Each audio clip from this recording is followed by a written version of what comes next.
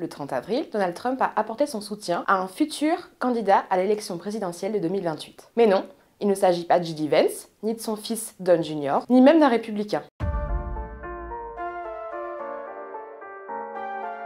L'homme en question est Stephen A. Smith, un démocrate qui est surtout connu aux États-Unis pour être un des plus grands commentateurs sportifs. Dans le pays, on le connaît surtout pour ses commentaires parfois polémiques sur les terrains de football américain et de basketball. Il s'est même récemment disputé avec la légende de la NBA, LeBron James, et il vient récemment de signer un nouveau contrat avec l'ESPN, la principale chaîne de télévision américaine sportive, pour les prochaines années à suivre. Le présentateur est affilié au Parti démocrate, il a voté pour Barack Obama, pour Joe Biden et pour Kamala Harris en novembre dernier. Et donc pourquoi Donald Trump se prononcerait-il en faveur de sa candidature ? Eh bien déjà parce que Stephen A. Smith en parle assez régulièrement depuis l'élection présidentielle. Il en parle sur ses podcasts, il fait des apparitions publiques à la télévision ou dans certains événements politiques, il donne son avis sur tout et n'importe quoi, notamment sur le Parti démocrate. Au sujet de sa candidature, qui fait l'objet d'un certain affolement au sein du Parti démocrate, eh bien il assure, contrairement à Cyril Hanouna par exemple en France, qu'il est plus que sérieux. Mais si Donald Trump apprécie Stephen A. Smith, en dépit du fait qu'il a voté démocrate, y compris en novembre dernier, c'est surtout parce qu'il voit en lui une sorte de double, un sosie.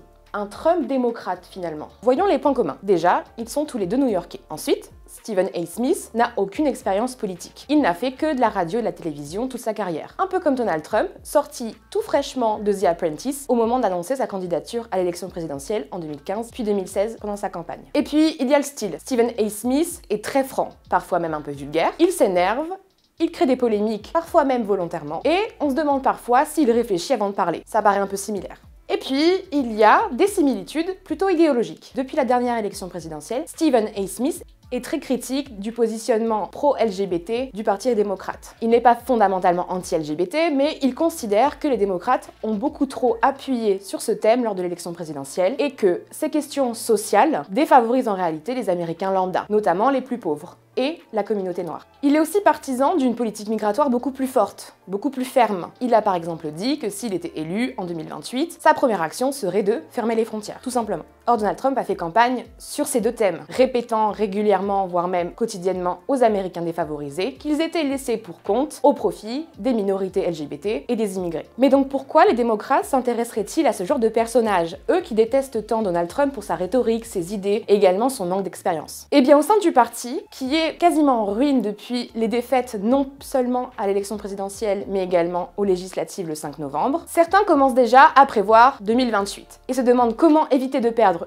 une seconde fois face à un parti qui est totalement trumpiste. Ils se demandent donc s'ils n'auraient pas besoin d'un Trump à leur sauce. La candidature de Stephen A. Smith est pour l'instant prématurée, d'autant qu'elle est complètement incertaine, mais l'agitation autour de lui au sein du milieu démocrate s'inscrit vraiment dans une sorte de longue introspection que les démocrates sont en train de mener actuellement. Ils se demandent s'ils n'auraient pas besoin d'un outsider pour justement casser leur image de parti élitiste. Ils se demandent si un personnage haut en couleur, franc et même éruptif pourrait leur permettre de reconquérir certains électorats qui sont plutôt dépolitisés ou qui sont lassés de la politique actuelle. Ces démocrates qui veulent en fait dépoussiérer un parti vieillissant et un peu has-been aux yeux des Américains voient aussi Stephen A. Smith comme un moyen d'attirer justement des électeurs comme la communauté noire et les hommes, y compris les jeunes hommes, qui ont vraiment viré MAGA lors de la dernière élection présidentielle. D'autant que le présentateur sait où trouver ses électorats, parce qu'il leur parle constamment. Ce sont eux qui l'écoutent et qui suivent son podcast et également ses émissions à la télévision.